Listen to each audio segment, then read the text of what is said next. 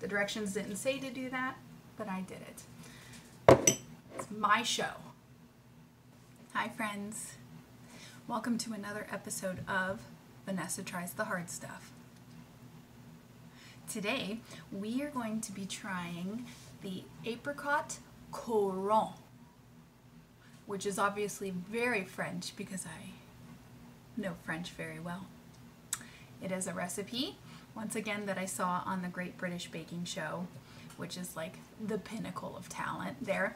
So that's what we're going to be trying today. It is French for crown, so it is a bread pastry twisty circle thing, and you see it a lot in French bakeries. So thought I'd try my hand at it. Let's get started. Because this recipe is more of like a bread, we're gonna make it like a bread. So it calls for 150 grams. I had to use my handy dandy little scale because we're American and we don't know how to do metric. So 150 grams of bread flour, or as the British call it, strong flour. And on one side of the bowl, we do 7 grams of yeast. And then on the other side of the bowl, we do 5 grams of salt. Then we are going to be adding some butter that is softened.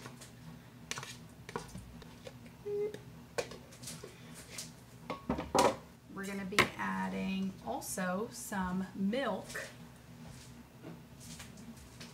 that I made room temperature because I just don't like adding cold things to yeast. It doesn't make sense. So the directions didn't say to do that, but I did it. It's my show. And then the last thing that it asks for is a free range egg, which I happen to have in my backyard, totally roaming free. So I grabbed this little cutie. Look at him, free range. I made him room temperature as well. So we're going to add that to the dough. Boop.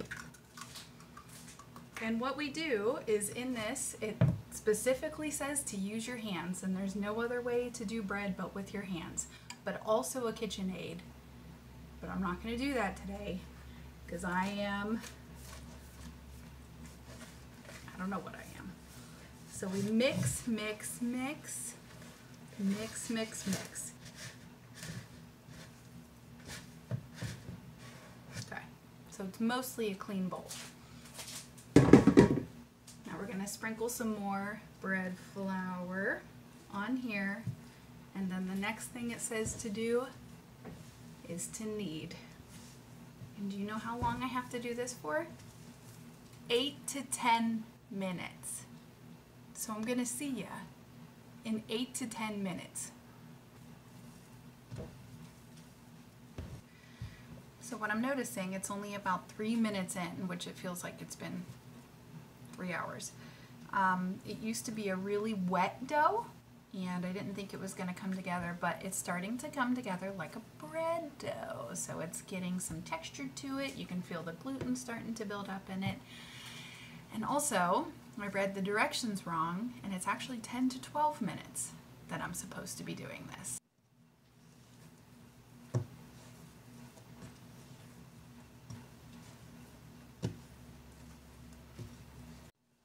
We're getting smoother. Halfway there. Okay, it has been the full 12 minutes because, God forbid, I cut any corners.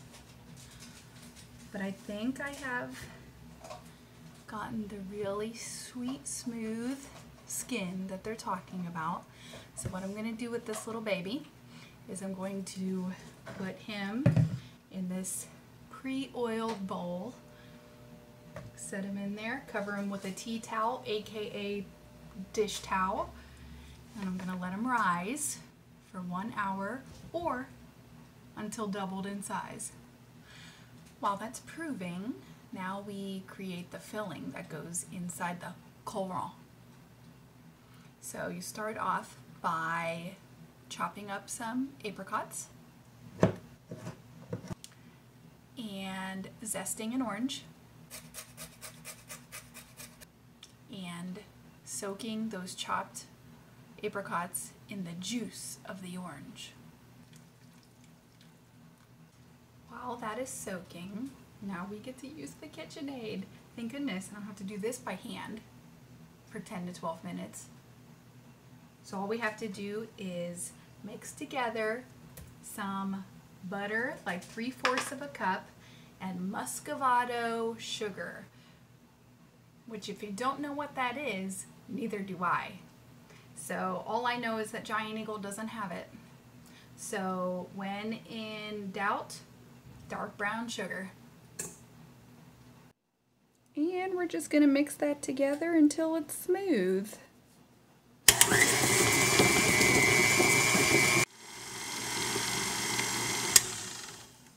Looks smooth to me. So now I have drained my apricots. They smell very orangey, so I'm putting them in the bowl with the butter and sugar. Also adding raisins, about 35 grams of regular flour,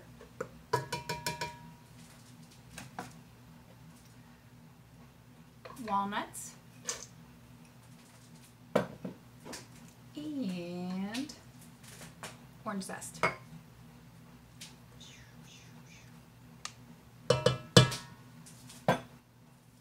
And we mix. Gorgeous.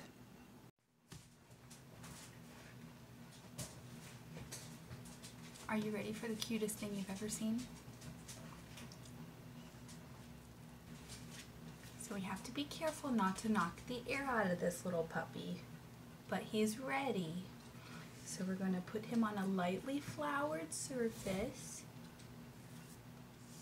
We're going to very gently roll him out into a 13-inch by 10-inch rectangle. Okay, so I didn't measure it, but this is looking pretty good to me. It's very reminiscent of a cinnamon roll, which I make like 85,000 of them every single week, so feeling a little confident about this. All right, so now we take our apricot mixture and we spread it all over.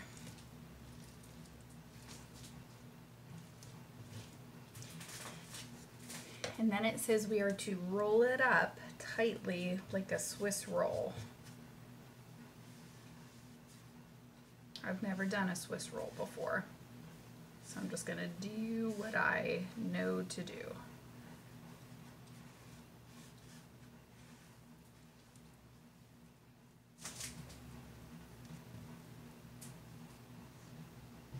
All right, looks good to me, right? So now it says this is where it's gonna get a little crazy. It says we're supposed to cut it lengthways. Wait. Lengthwise. I almost made a mistake. All right. I think we're turning it into like a rope. So we cut it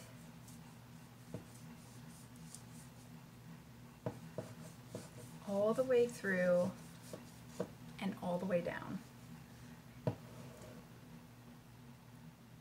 Oh, okay. And now that it's cut, we're supposed to twist it all together. Okay. Oh.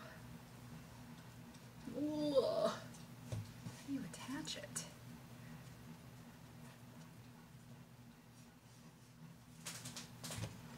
Okay. I think it should probably be face. Oh, it's looking pretty.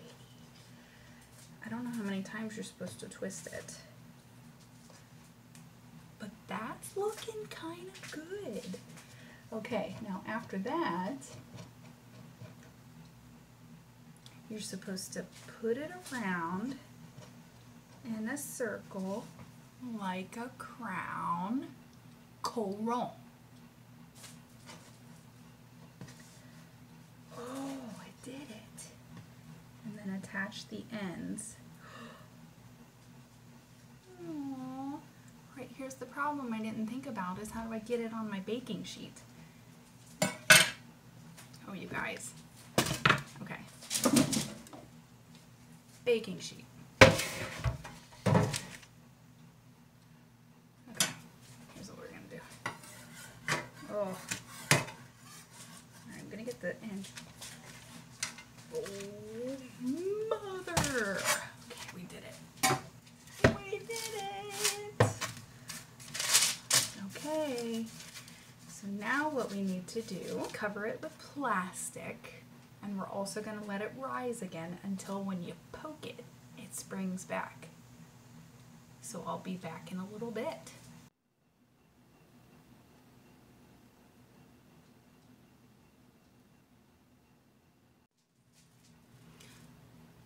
Well, I literally have no idea if it's ready. I don't know by the poke. So it's been 40 minutes. It looks bigger than it was. I think it's risen a lot. So I'm gonna put it in the oven. So I'm supposed to put this in the oven at 400 degrees for 25 to 35 minutes. So I'm gonna put it in and let's see how we did. Well, I burned it.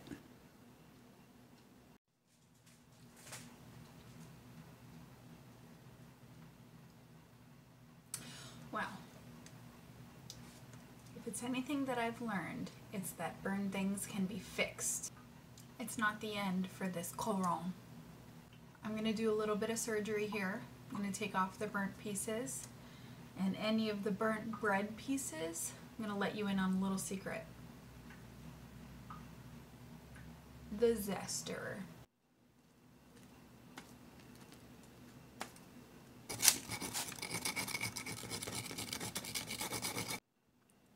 Voila! It's like it was never burned at all.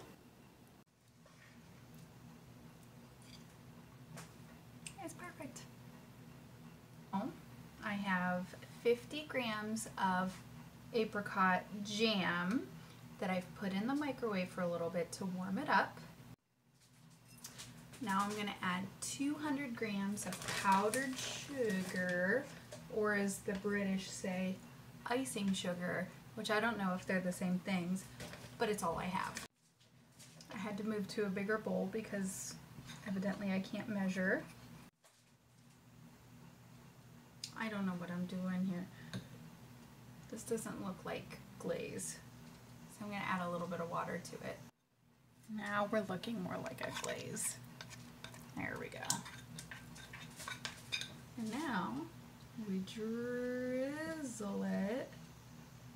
Oh, this is not my best work.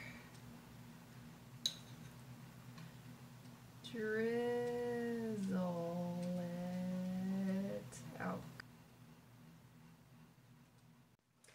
And then the last thing that you do is just cover it in some lovely slivered almonds. What?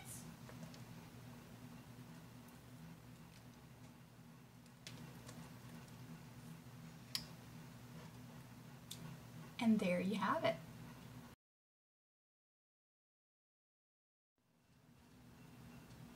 Let's try a piece.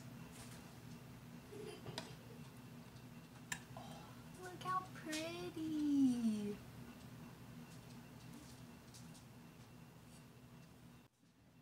Let's taste.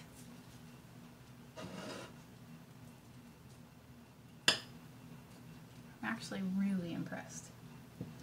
All right, here goes nothing.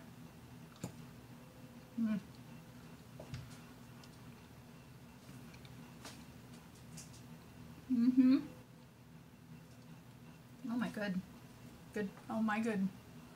That's all I can say about that. It's like a cinnamon roll Danish, and a donut all mixed together with this beautiful apricot-y, orangey, raisiny beautifulness.